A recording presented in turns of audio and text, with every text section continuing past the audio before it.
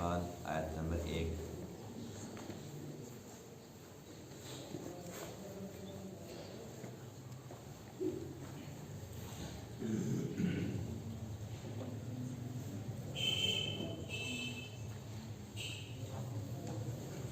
أعوذ بالله من الشيطان الرجيم،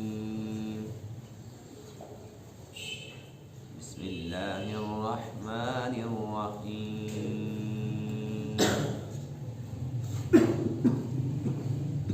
إنما المؤمنون الذين إذا ذكر الله وجلت قلوبهم وإذا تليت عليهم آياته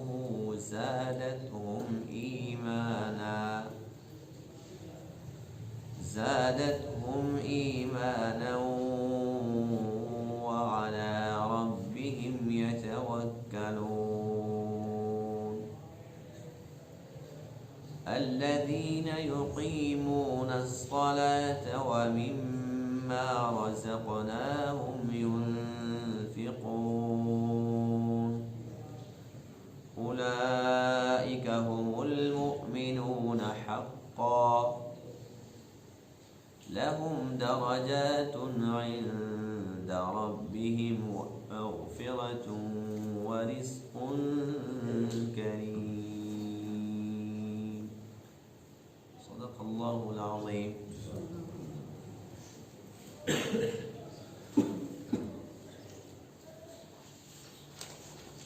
آج کے درس میں آیت کریمہ میں ایمان والوں کی جو صفات کا ذکر ہے جو اللہ تعالیٰ کو پسند ہے،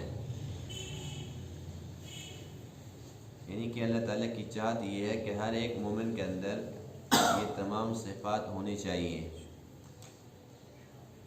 وہ کون کون سی صفات ہیں؟ اللہ فرماتے ہیں کہ مومن وہ ہوتا ہے کہ جب اس کے سامنے اللہ کا نام لیا جاتا ہے، اللہ کا ذکر کیا جاتا ہے تو اس کا دل ڈر جاتا ہے، یعنی کہ خوف خدا اس کے دل میں ہے۔ دوسری نشانی یہ ہے کہ جب اس کے سامنے اللہ کے کلام کو پڑھ کر سنایا جاتا ہے، قرآن مقدس کی آیات اس کے سامنے تلاوت کی جاتی ہیں تو اس کا ایمان بڑھ جاتا ہے، وہ خوش ہوتا ہے۔ تیسرا یہ کہ مومن وہ ہوتا ہے جو اپنے رب پہ کامل بھروسہ رکھے، دنیا اور دنیا کی چیزوں پر اس کا بھروسہ نہ ہو، اسباب پر نہ ہو بلکہ مسبب الاسباب پہ ہو۔ اسباب کو وہ اپناتا ہے کہ اللہ کا حکم ہے، دوائی تو وہ کھاتا ہے کہ سنت طریقہ ہے، لیکن اس کا بھروسہ اپنے رب پر ہے کہ اگر وہ چاہے گا تو اس دوا سے مجھے شفا دے گا، اگر وہ نہیں چاہے گا تو میں پوری زندگی کھاتا رہوں، کچھ بھی نہیں ہوگا۔ چوتھے نمبر پر مومن کی یہ صفت ہے کہ وہ پکا نمازی ہوتا ہے، نماز کو قائم کرتا ہے، یعنی کہ اپنے سر سے اتارتا نہیں ہے بلکہ بڑے شوق کے ساتھ، بڑے انہماک کے ساتھ، توجہ کے ساتھ خوشی خوشی آتا ہے اور اللہ کی محبت میں نماز پڑھتا ہے۔ پانچویں صفت یہ ہے کہ وہ سخی ہوتا ہے، مومن بخیل نہیں ہوتا، جو بخیل ہے وہ مومن نہیں ہوتا۔ اللہ فرماتے ہیں کہ ہم نے جو اس کو رزق دی ہے اس میں سے وہ اللہ کی راہ میں خرچ کرتا ہے، جو اسے کو مستحق نظر آتا ہے تو اس کو وہ دیتا ہے، اور اس کا مقصد صرف اور صرف اللہ کی رضا ہوتا ہے۔ جن لوگوں کے اندر یہ 5 صفات پائی جائیں، اللہ فرماتے ہیں کہ بس سمجھ لو کہ یہ لوگ پکے مومن ہیں۔ اب جو مومن ان صفات کو اپنائے گا تو اللہ اسے کیا دے گا؟ اللہ تعالیٰ نے اس کے لیے 3 وعدے فرمائے ہیں۔ کتنے؟ پہلا وعدہ یہ ہے کہ اللہ تعالیٰ اس کو جنت عطا فرمائیں گے اور جنت کے درجات عطا فرمائیں گے۔ دوسرا وعدہ یہ ہے کہ اگر یہ کوشش تو کر رہا ہے کہ میں اللہ کو راضی کروں، کوشش تو کرتا ہے کہ میں اللہ کے نبی کے طریقے پر چلوں، لیکن پھر بھی انسان ہے غفلت کی بنا پر اس سے کوئی غلطی ہو جاتی ہے، اس سے کوئی گناہ سرزد ہو جاتا ہے، تو اللہ فرماتے ہیں کہ میرا وعدہ ہے مغفرت کا۔ کس چیز کا وعدہ ہے؟ یعنی اللہ نے پہلے یہ بتلا دیا کہ یہ 5 صفات تم اپنے اندر پیدا کر لو، پھر اگر کوئی کمی بیشی ہوگی تو میرا وعدہ ہے کہ میں معاف کر دوں۔ تیسرا وعدہ یہ ہے کہ جس مومن کے اندر یہ 5 صفات ہوں گی اللہ اس کو عزت والی روزی عطا فرمائے۔ کتنے پیارے وعدے ہیں! یعنی کہ یہ 5 صفات اگر ہم اپنے اندر لاتے ہیں اور اپنی زندگی ان کے مطابق گزارنا شروع کر دیتے ہیں تو اس میں فائدہ تو ہمارا اپنا ہی ہے۔ اللہ کو اس سے کیا ملنا ہے؟ اللہ تعالیٰ فرماتے ہیں کہ جنت کے درجات بھی دوں گا، گناہ بھی معاف کر دوں گا اور عزت والی روزی بھی عطا کر دوں گا۔ تو اس لیے انسان کو چاہیے کہ وہ بہر صورت ان صفات کو اپنے اندر لائے۔ اگر ہیں تو الحمدللہ، اگر ایک ہے، 2 ہے، 1 2 نہیں ہے، 3 ہے تو 2 نہیں ہے، 2 ہے تو 3 نہیں ہے، پوری 5 صفات نہیں ہیں، تو انسان کو کوشش کرنی چاہیے اور اللہ تعالیٰ سے توفیق مانگنی چاہیے۔ یا اللہ میری نیت تو صاف ہے، کوشش تو میں کرتا ہوں، لیکن تیری توفیق کے بغیر ناممکن ہے، تو توفیق دے دے تاکہ میرے اندر یہ صفات آ جائے۔ وہ بڑا رحیم کریم رب ہے کہ توفیق بھی دیتا ہے پھر قبول بھی کرتا ہے۔ انما المؤمنون، بے شک مومن وہ ہوتے ہیں، الذین اذا ذکر اللہ، یہ وہ لوگ ہیں کہ جب اللہ کا ذکر کیا جاتا ہے ان کے سامنے، وجلت قلوبہم، ان کے دل ڈر جاتے ہیں، وَإِذَا تُلِيَتْ عَلَيْهِمْ آيَاتُهُ، اور جب ان کے سامنے اس کی آیات کی تلاوت کی جاتی ہے، زَادَتْهُمْ إِيمَانًا، تو وہ آیات کی تلاوت ان کے ایمان کو بڑھا دیتی ہے۔ وَعَلَىٰ رَبِّهِمْ يَتَوَكَّلُونَ، اور یہ مومن اپنے رب پر بھروسہ رکھتے ہیں۔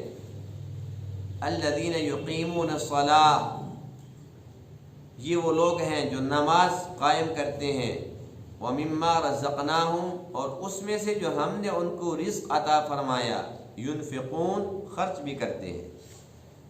اولئک هم المؤمنون حقا، یہی ہیں پکے مومن، حق سچ کے مومن ہیں۔ لہم درجات عند ربہم، ان کے لیے ان کے رب کے پاس درجات ہیں۔ ومغفرۃ، اور ان کے لیے مغفرت ہے۔ ورزق کریم، اور ان کے لیے عزت کی روزی ہے۔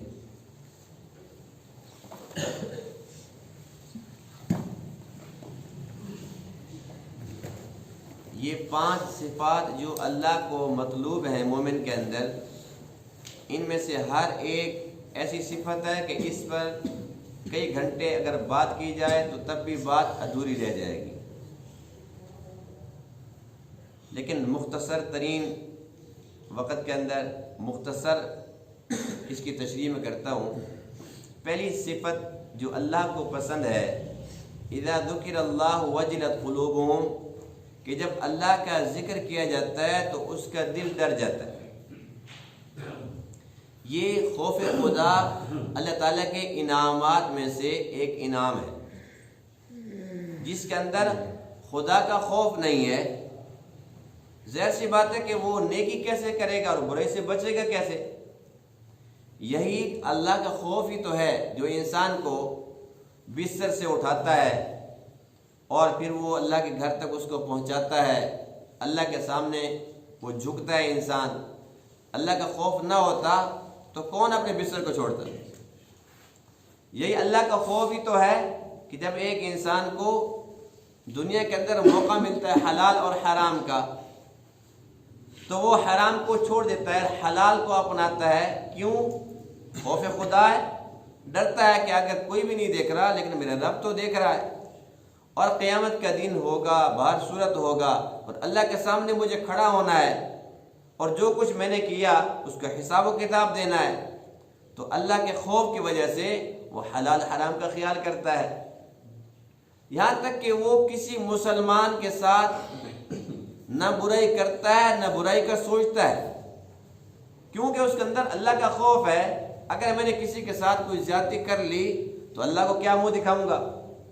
تو یہ ایک بنیاد ہے، اللہ کا ڈر، اللہ کا خوف۔ اسی وجہ سے اللہ تعالیٰ نے قرآن مقدس میں اپنے پیاروں کو حکم دیا، یا ایھا الذین آمنوا اتقوا اللہ، اے ایمان والو تم اللہ سے ڈرو۔ تقوی بھی اللہ کے ڈر کو کہتے ہیں نا۔ تو اللہ کا ڈر یہ اللہ کی نعمت ہے۔ اگر کوئی انسان اتنا ڈھیٹ ہے، بدبخت اور بد نصیب ہے کہ اسے کہا جاتا ہے کہ بھائی قیامت کے دن میں اللہ کے سامنے تیری شکایت کروں گا، تو وہ کہتے کر لینا۔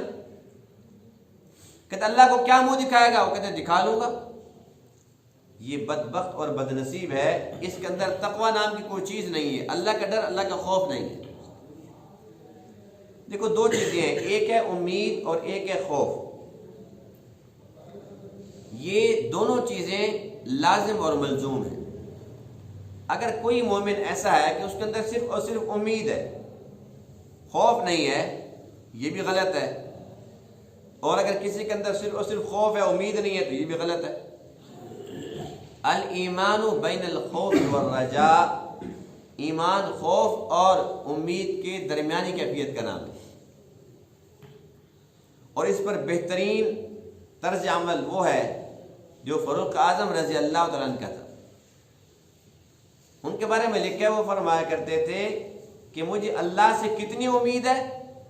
اتنی امید ہے کہ اگر قیامت کے دن مجھے پتہ چلے کہ تمام کے تمام انسان جہنم میں چلے گئے، ایک بچ گیا جہنم سے، تو مجھے اتنی امید ہے کہ ہو سکتا ہے کہ وہ عمر ہو۔ اور خوف اتنا ہے کہ اگر مجھے پتہ چل جائے کہ تمام کے تمام لوگ جنت میں چلے گئے اور ایک بچ گیا جہنم کے لیے، تو مجھے ڈر اتنا ہے کہ ہو سکتا ہے کہ وہ عمر ہو۔ اتنی امید اور اتنا خوف ہو، یہ ایمان ہے۔ آج کل ہمارے اندر امید کا پہلو غالب ہے، اور جو خوف ہے وہ برائے نام ہے۔ ہم گناہ کرتے ہیں، دل کھول کے کرتے ہیں، لگے ہوئے گناہوں کے اندر، اور اگر ہمیں کوئی ڈراتا ہے کہ بھئی جہنم بھی ہے، اللہ کے سامنے تو نے کھڑا ہونا ہے، حساب و کتاب کی گھڑی آئے گی، ہم کیا کہتے ہیں؟ بھئی وہ بڑا غفور الرحیم ہے۔ اتنی سی بات کہہ کے بس اس کے بعد ہم بری ذمہ ہو جاتے ہیں، وہ غفور الرحیم ہے۔ اس کا مطلب یہ ہوا کہ خوف خدا نہیں ہے، صرف امید لے کر پھر رہے۔ خالی امید انسان کو جہنم کے اندر پہنچا سکتی ہے۔ دونوں چیزیں لازم اور ملزوم ہیں۔ فاروق اعظم رضی اللہ تعالیٰ عنہ، جن کو اللہ کے نبی فرماتے ہیں کہ عمر جنتی ہے، فرمایا کہ جس راستے پر عمر چلا جائے شیطان وہاں سے گزر نہیں سکتا۔ اللہ کے نبی فرماتے ہیں کہ معراج کی رات میں نے جنت کے اندر عمر کا محل تک دیکھا ہے، ایسا پکا جنتی، اس میں اتنا خوف خدا ہے کہ وہ یہ کہتے ہیں کہ اگر مجھے پتہ چل جائے کہ سارے جنت میں ایک بچ گیا تو مجھے پھر بھی ڈر ہے کہ وہ عمر نہ ہو۔ اس کے بعد پھر ہم خود دیکھیں کہ ہمارے کرتوت کیا ہیں، ہمارے اعمال کیسے ہیں، اور ہمارے اندر خوف خدا نام کی چیز نہیں ہے، صرف امید لے کر پھر رہے ہیں۔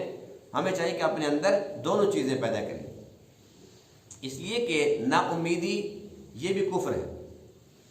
اللہ کی رحمت سے امید بھی رکھنی چاہیے، لیکن صرف اور صرف امید نہیں ہونی چاہیے، اللہ تعالیٰ کا خوف بھی دل میں ہونا چاہیے۔ تو اللہ فرماتے ہیں کہ مومن وہ ہوتا ہے کہ جب اس کے سامنے اللہ کا ذکر آ جاتا ہے تو اس کا دل ڈر جاتا ہے۔ یعنی اللہ سے جو ڈرنے والے ہیں، جو متقی لوگ ہیں، یہ پکے مومن ہیں۔ دوسری صفت یہ ہے اذا تلیت علیہم آیاتہ زادتہم ایمانا، جب مومن کے سامنے قرآن مقدس کی آیات پڑھی جاتی ہیں تو اس کا ایمان بڑھ جاتا ہے۔ ایمان بڑھنے کا مقصد یہ نہیں ہے کہ چھوٹا بڑا ہو جاتا ہے ایمان، اس لیے کہ ایمان سب کا ایک جیسا ہوتا ہے۔ ایمان کس چیز کا نام ہے کہ انسان اپنی زبان سے اقرار کرتا ہے اور دل سے تصدیق کرتا ہے اللہ کی وحدانیت کی اور اللہ کے نبی کی نبوت اور رسالت کی۔ اس نے تصدیق کر لی، زبان سے اس نے کہہ دیا لا الہ الا اللہ محمد رسول اللہ، تو ظاہر سی بات ہے کہ یہ مومن تو ہو گیا۔ اب یہ جو ایمان ہے یہ نہ بڑھتا ہے نہ کم ہوتا ہے، کیونکہ جب تصدیق کر لیے تو بس وہ پکا مومن بن گیا ہے۔ ایمان بڑھنے کا مطلب یہ ہوتا ہے کہ اس کی جو کیفیات ہوتی ہیں، ایمانی کیفیات، جو اس کے جذبات ہوتے ہیں، ان کے اندر کمی بیشی ہوتی رہتی ہے۔ جو مومن ہے جب اس کے سامنے اللہ کا کلام پڑھا جاتا ہے تو اس کی کیفیات ایسی ہو جاتی ہیں کہ بس وہ سمجھتا ہے کہ گویا میرے سامنے جنت ہے۔ ایمان کی سطح بلند ہو جاتی ہے، بڑھ جاتی ہے، اور اس بندے کو اللہ سے محبت ہو جاتی ہے، مزید بڑھ جاتی ہے۔ جو منافق ہوتا ہے اس کے سامنے جب قرآن مقدس کی آیات پڑھی جاتی ہیں تو وہ انتظار میں ہوتا ہے کہ کب جان چھوٹے گی، کب یہ محفل برخاست ہوگی، کب یہ چپ کرے گا، کب میں یہاں سے بھاگوں گا۔ جو مومن ہے وہ کہتا ہے کہ بس یہ قرآن شروع ہو جائے، بس یہ پڑھتا رہے اور میں سنتا رہوں۔ قرآن مقدس کی یہ تاثیر ہے کہ اگر اس کو انسان دل سے سن لے، ان کانوں کے ساتھ دل کے کانوں سے سن لے، دل کھول کر سنے، توجہ کے ساتھ سنے، تو واقعی قرآن مقدس کی یہ تاثیر ہے کہ انسان سنتا رہے اور سنتا رہے اور سنتا رہے، تھکتا نہیں ہے، مزہ آ جاتا ہے، ایمان تازہ ہو جاتا ہے۔ 7ویں پارے کی پہلی آیت میں اللہ فرماتے ہیں کہ وَإِذَا سَمِعُوا مَا أُنزِلَ إِلَى الرَّسُولِ، جو ایمان والے ان کی صفات کا تذکرہ ہو رہا ہے کہ جب انہوں نے قرآن مقدس سنا، تَرَىٰ أَعْيُنَهُمْ تَفِيضُ مِنَ الدَّمْعِ، آپ دیکھیں گے کہ ان کی آنکھوں سے آنسو جاری ہو جائے، مِمَّا عَرَفُوا مِنَ الْحَقِّ، اس لیے کہ وہ حق کو پہچانتے ہیں، انہیں پتہ چل جاتا ہے کہ یہ حق ہے۔ یعنی کوئی بندہ اگر قرآن مقدس سنتا ہے اور اس کے آنسو جاری ہو جاتے ہیں تو یہ مومن کی نشانی ہے۔ اور سچ ہے کہ اگر دل سے انسان سنے تو ضرور آنسو آئیں گے۔ بے شک قرآن مقدس کا مفہوم سمجھ نہ آ رہا ہو، عربی زبان سے انسان واقف نہ ہو، لیکن پھر بھی یہ تو یقین کامل ہوتا ہے نا کہ اللہ کا کلام ہے، حق سچ ہے، اور یہ پڑھ رہا ہے کیا پیارا انداز سے، بس یہ پیارے انداز سے پڑھتا رہے اور اس میں سنتا چلا جائے۔ اللہ فرماتے ہیں کہ یہ ایمان والوں کی صفات میں سے ایک صفت ہے کہ جب اس کے سامنے قرآن مقدس کی آیات پڑھی جاتی ہیں تو اس کے ایمان کی سطح بلند ہو جاتی ہے، اور اس کا مشاہدہ اور تجربہ ہم ہر روز کرتے ہیں۔ اب اس وقت ہم سب کے سب کہاں پر بیٹھے ہوئے ہیں؟ مسجد میں بیٹھے ہوئے ہیں، اور کیا پڑھ رہے ہیں؟ اللہ کا کلام پڑھ رہے ہیں نا۔ اس وقت ہمارے دل کی کیفیت کیا ہے؟ اس وقت دیکھو ہمارے دل کی کیا کیفیت ہے۔ اور ابھی یہ قرآن مقدس کا درس ختم ہو جائے گا، اب یہ مسجد سے نکل کر بازار چلے جائیں گے، تب ہماری کیفیت کیا ہوگی؟ فرق ہوتا ہے کہ نہیں ہوتا؟ تو یہ قرآن مقدس کی تاثیر ہے کہ اب ہم پڑھتے ہیں تو ایمان تازہ ہوتا ہے اور دل باغ باغ ہو جاتا ہے، اور جیسے ہی یہ محفل ختم ہو جاتی ہے ہم باہر نکل جاتے ہیں، بازار کے ماحول میں چلے جاتے ہیں۔ ایمان تو ختم نہیں ہوتا، ایمان تو ہوتا ہے، لیکن اس کی تازگی وہ مان پڑ جاتی ہے، اس کی جو تازگی ہے وہ ختم ہو جاتی ہے۔ پھر ہم دنیا میں جاتے ہیں تو دنیا کے ہو کے رہ جاتے ہیں۔ تو یہ مومن کی صفت ہے کہ وہ اللہ کے کلام سے اپنے ایمان کو تازہ کر لیتا ہے۔ تیسری صفت یہ ہے وَعَلَىٰ رَبِّهِمْ يَتَوَكَّلُونَ، کہ مومن اپنے رب پر بھروسہ رکھتے ہیں۔ جو کافر ہے اس کا بھروسہ اسباب پر ہوتا ہے۔ یوں سمجھ لیں کہ ایک بندے کے پاس پیسہ ہے تو اس کا بھروسہ پیسے پہ ہے، وہ کہتے ہیں مجھے کوئی بھی مشکل آ جائے گی تو میرے لیے کیا مشکل ہے، کوئی مشکل نہیں ہے، پیسہ میرے پاس۔ یہ الگ بات ہے کہ جب اللہ تعالیٰ کسی کو رسوا کرنے پہ آ جاتا ہے تو پیسہ ہوتا ہے لیکن پھر بھی کام نہیں بنتے۔ جو مومن ہے اس کے پاس پیسہ ہو تب بھی اس کا بھروسہ پیسے پہ نہیں، اللہ پہ ہوتا ہے، اور نہ ہو تب بھی اللہ پہ ہوتا ہے۔ وہ کہتا ہے کہ بس میرا رب ہے جس نے میرے کام بنانے ہیں، میرا رب چاہے گا تو میرے کام بنیں گے، میرا رب نہیں چاہے گا تو یہ دنیا کی ساری چیزیں میرے پاس آ جائیں لیکن میرے کام پھر بھی نہیں بنے گے۔ تو رب پر یقین رکھنا، کامل بھروسہ رکھنا، یہ مومن کی صفت ہے۔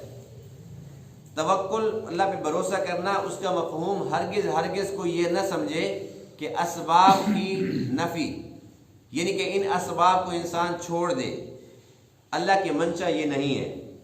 جو لوگ یہ سمجھتے ہیں کہ جی بس یہ جو دکان ہے اس کو چھوڑ دو اور کاروبار کی کوئی ضرورت نہیں ہے، دنیا میں کیا رکھا ہے، اللہ میں ویسے پال دے گا، جو لوگ اسباب کو چھوڑتے ہیں یہ دینداری نہیں ہے، یہ اللہ اور اللہ کے حبیب کی منشا نہیں ہے۔ اللہ تعالیٰ کی منشا یہ ہے کہ انسان دنیا کے کام کرے وہ کاشتکاری کرے، کھیتی باڑی کرے، تجارت کرے، دکانداری، سارا کچھ کرے، لیکن وہ بھروسہ اپنے رب پہ رکھے۔ وہ کہتے ہیں کہ دیکھو زمین ہے، سب کچھ ہے، لیکن اگر میرا رب چاہے گا تو اس سے مجھے نفع ملے گا نا۔ اگر وہ نہیں چاہے گا تو جتنی بھی زمینیں ہوں، باغات کھڑے کے کھڑے جل جاتے ہیں، سوکھ جاتے ہیں، ختم ہو جاتے ہیں، فصل بالکل تیار ہوتی ہے، اولے پڑ جاتے ہیں، طوفان آ جاتا ہے، کوئی اور آفت آ سکتی ہے۔ تو مقصد یہ ہے کہ ایک مومن کا اپنے رب پر بھروسہ ہوتا ہے کہ بس میرا رب ہی ہے جو میرے کام بنا سکتا ہے، اس کے بغیر اور کوئی نہیں۔ ایسے مومن کو اللہ تعالیٰ پسند کرتا ہے۔ کتنی صفات ہو گئی ہیں جی؟ چار ہو گئی ہیں۔ کون کون سی؟ پہلی صفت تو یہ تھی کہ جب اللہ کا ذکر اس کے سامنے ہو تو اس کا دل ڈر جاتا ہے۔ دوسرا یہ کہ جب اللہ کا کلام اس کے سامنے پڑھا جاتا ہے اس کا ایمان تازہ ہو جاتا ہے۔ تیسری صفت یہ تھی کہ وہ اللہ پہ بھروسہ کرتا ہے۔ چوتھی کون سی؟ تین ہو گئی ہے۔ چوتھی صفت یہ ہے کہ وہ نماز پڑھتا ہے۔ چوتھی صفت کیا ہے؟ کہ وہ نماز پڑھتا ہے۔ ابھی ماشاءاللہ آپ بھول گئے، جب درس ختم ہو جائے گا اس کا مقصد یہ ہے کہ بس پھر اس کہاں سے سنو، اس سے نکال دو۔ یہ باتیں اپنے گھر میں جا کے بتانی ہوتی ہیں، اپنے بچوں کو بتانی ہوتی ہیں، گھر والوں کو بتانی ہوتی ہیں کہ بھئی آج کے درس کے اندر مومنین کی 5 صفات کا تذکرہ تھا جو اللہ تعالیٰ کو پسند ہے، تو ہمارے اندر یہ ہونی چاہیے۔ ہم اس طریقے سے ان کی تربیت کریں گے تو انشاءاللہ ہمارے لیے صدقہ جاری ہوگا۔ چوتھی صفت کیا ہے کہ مومن کیا کرتا ہے؟ نماز پڑھتا ہے۔ نماز ام العبادات ہے، سب عبادات کی ماں ہے۔ اور حدیث پاک میں ہے کہ جو نماز نہیں پڑھتا اس کے اسلام میں کوئی حصہ نہیں۔ جو بندہ نماز نہیں پڑھتا، شیخ سعدی رحمۃ اللہ علیہ فرماتے ہیں کہ اس بندے کو قرض بھی نہ دو۔ جو بے نمازی ہے اگر یہ قرض مانگتا ہے تو اس کو نہ دو۔ کیوں؟ فرماتے ہیں کہ جس نے اللہ کے حق کو ضائع کر دیا تمہارے حق کو ضائع نہیں کرے گا۔ جو اللہ اس کا خالق ہے، مالک ہے، جس کو کھلاتا ہے پلاتا ہے، جب اس کا حق ادا نہیں کر رہا، اگر تم اس کو قرض دے بھی دو گے تمہارا حق ادا کرے گا؟ ٹائم پر دے دے گا؟ کبھی بھی نہیں دے گا۔ جو نماز ہے یہ انسان کو انسان بناتی ہے۔ اللہ نے کتنی پیاری عبادت ہمیں عطا فرمائی، کتنی پیاری عبادت ہے۔ جو انسان 100% نمازی بن جاتا ہے، یوں سمجھ لو کہ 100% انسان بن جاتا ہے، 100% مسلمان بن جاتا ہے۔ اور یہ صرف نہیں کہ یہ ایک عبادت ہے، اس کے تعلق آخرت ٹھیک کرنے سے ہے، نہیں، بلکہ اس نماز کے ساتھ ہماری دنیا کے معاملات بھی درست ہوتے ہیں۔ جو نمازی ہے وہ 5 وقت اللہ کے دربار پہ حاضر دیتا کہ نہیں دیتا؟ اسے پتہ ہے کہ نماز اگر 8 بجے ہے تو 8 کا مطلب 8 بجے ہے، پورے 8 بجے پہنچ جاتا ہے۔ اس کو پتہ ہے نماز 1 بجے ہے تو 1 بجے پہنچ جاتا ہے۔ جو 5 وقت کی پابندی کرتا ہے، اگر کسی بندے کے ساتھ یہ وعدہ کر لیتا ہے کہ میں 1 بجے ملوں گا، 2 بجے ملوں گا، اس کے 2 بجے بجتے ہیں۔ جو بے نمازی ہے وہ 2 بجے کہے گا اور 7 بجے آ جائے گا۔ اس سے کہو بھائی اب تیرے 2 بجے ہیں، کہتے کیا ہو گیا؟ جو نمازی ہے اس کو پتہ ہوتا ہے کہ میں 5 وقت حاضری دیتا ہوں تو وقت کی پابندی اس کی زندگی کا حصہ بن جاتی ہے۔ جو نمازی ہے وہ کہتے ہیں میرے کپڑے پاک ہو، جسم پاک ہو، جہاں نماز پڑھتے ہو جگہ پاک ہو، ہر وقت پاکی کے چکر میں رہتا ہے نا، ظاہری پاکی کا خیال کرتا ہے، اللہ اس کے باطن کو پاک کر دیتا ہے۔ جو نماز ہے اس کے اندر انسان کے تمام فائدے چھپے ہوئے، اس لیے ایک نماز انسان اگر پڑھنا سیکھ لیتا ہے تو اس کی آخرت کے مسئلے بھی حل اور دنیا کے بھی حل۔ اب حدیث پاک میں کہ جو 5 وقت کی نماز پابندی سے پڑھے گا اللہ تعالیٰ اس سے رزق کی تنگی دور فرما دے گا۔ اب بتاؤ کہ اس وقت ہم لوگ رزق کی تنگی کے اندر مبتلا ہیں، پریشان ہیں۔ کتنے لوگ ایسے ہیں جو کہتے ہیں جی بڑے پریشان ہیں، جی کاروبار نہیں ہے، روزی کے لیے مارے پھر رہے ہیں اور نماز نہیں پڑھ رہے ہیں۔ جب یہ نماز رزق کی تنگی دور نہیں کر سکتی، اتنی کمزور نماز ہے ہماری نا۔ اللہ کے نبی کی بات سچ ہے کہ جھوٹی ہے؟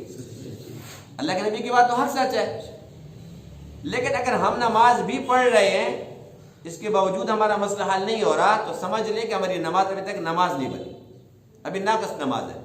جو نماز ہمارا دنیا کا چھوٹا سا مسئلہ حل نہیں کر سکتی، قبر کی تنگی کو دور کرا دے گی، قبر کی وحشت کو ختم کرا دے گی، قبر کی ظلمت کو ختم کرا دے گی، قبر کے مسئلے کو کیسے حل کرائے گی؟ جو چھوٹا سا مسئلہ ہے رزق کا مسئلہ وہ بھی حل نہیں کرا سکتی۔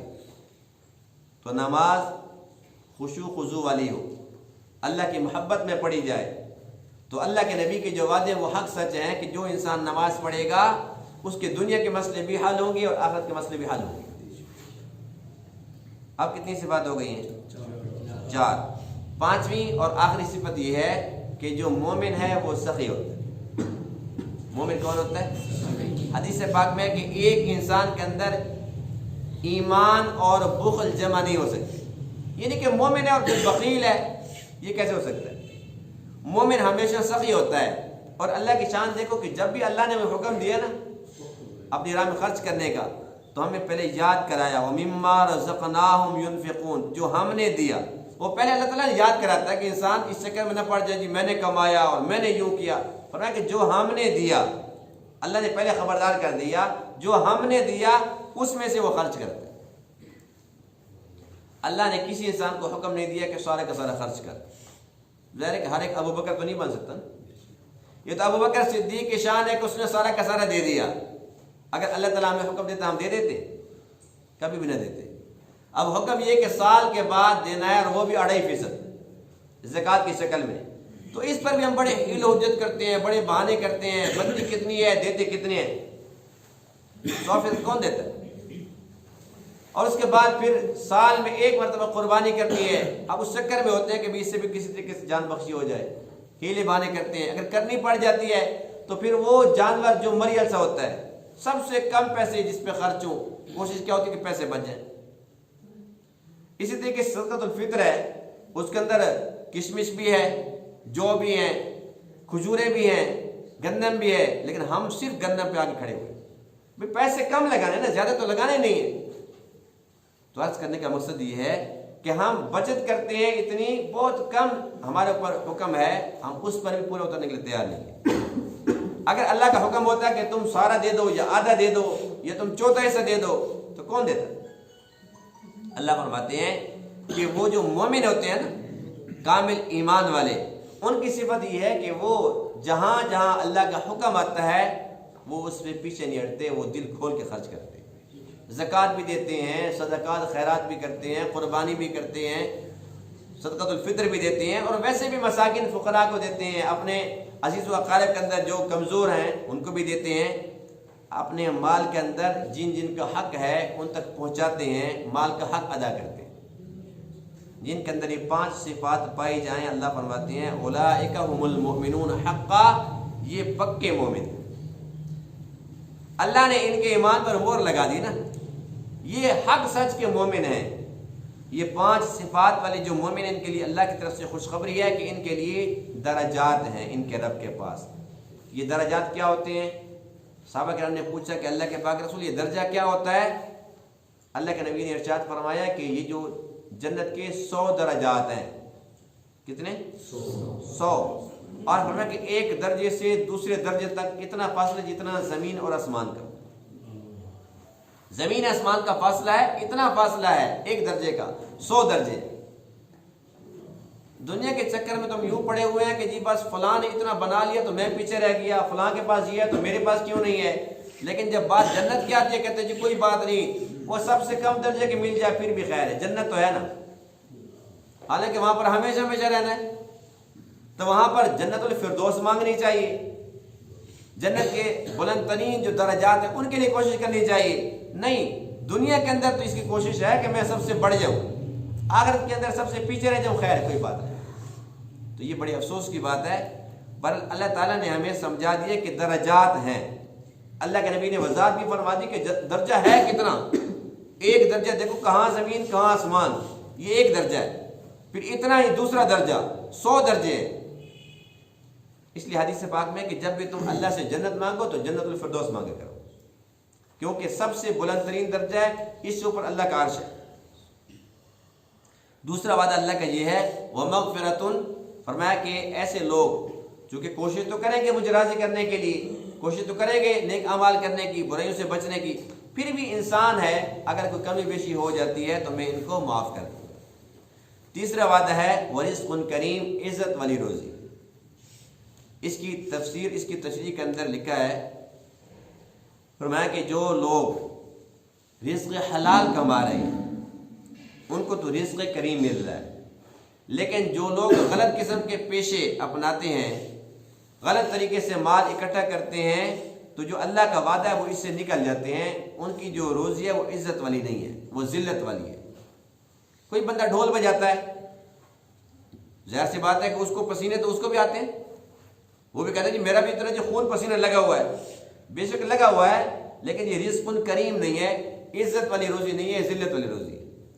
ایک بندہ ناچ کر روزی کماتا ہے، گانے گا کر روزی کماتا ہے، کوئی شراب بیچ کر روزی کماتا ہے، کوئی خنزیر بیچ کر روزی کماتا ہے، کوئی جوا کھیل کے روزی کماتا ہے، روزی تو یہ لوگ کما رہے ہیں اور اس پر وہ محنت بھی کر رہے ہوں گے، لیکن اللہ تعالیٰ نے قرآن مقدس میں فرمایا کہ جو مومن ہیں ان کے لیے رزق کریم کا وعدہ ہے، عزت والی روزی کا وعدہ ہے۔ جو یہ لوگ کام کر رہے ہیں، ناجائز طریقے سے دنیا اکٹھی کر رہے ہیں، یہ عزت والی نہیں ہے، ذلت والی روزی۔ بے شک آج کل لوگوں نے ان کنجروں کو فنکار اور گلوکار اور اداکار، ان کو بڑا ہیرو کا درجہ دے دیا ہے، لیکن اللہ کی نظر میں ہیرو نہیں ہے، زیرو ہے۔ اللہ کی نظر میں وہی کنجر ہے، بے شک ان کا جو بھی ہم نام اب رکھ لیں ہیں وہی گانے بجانے والے، وہی میراثی لوگ ہیں۔ تو اس لیے اللہ کی باتیں سچی ہیں، اللہ کے حبیب کی باتیں سچی ہیں، اللہ کا وعدہ حق سچ ہے کہ اگر تم چاہتے ہو کہ عزت والی روزی ملے تو اپنے اندر یہ 5 صفات لے کر آؤ۔ جس کے اندر 5 صفات ہیں، پھر اللہ فرماتے ہیں کہ میں اس کو گانے بجانے پر لگاؤں گا ہی نہیں۔ جن کے اندر خوف خدا ہوگا وہ ایسے غلط کام کریں گے کیوں؟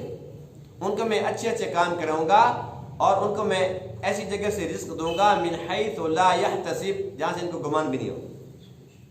اللہ کے وعدے بڑے پیارے ہیں، ہمیں چاہیے کہ یہ 5 صفات اپنے اندر لانے کی کوشش کریں۔ انشاءاللہ اللہ کے وعدے حق سچ ہیں، اللہ نے جو فرما دیا اللہ تعالی ہمیں ضرور عطا کرے۔ اللہ تعالیٰ ان باتوں کو سمجھنے عمل کرنے کی توفیق عطا فرمائے۔ وآخر دعوانا الحمدللہ رب العالمین۔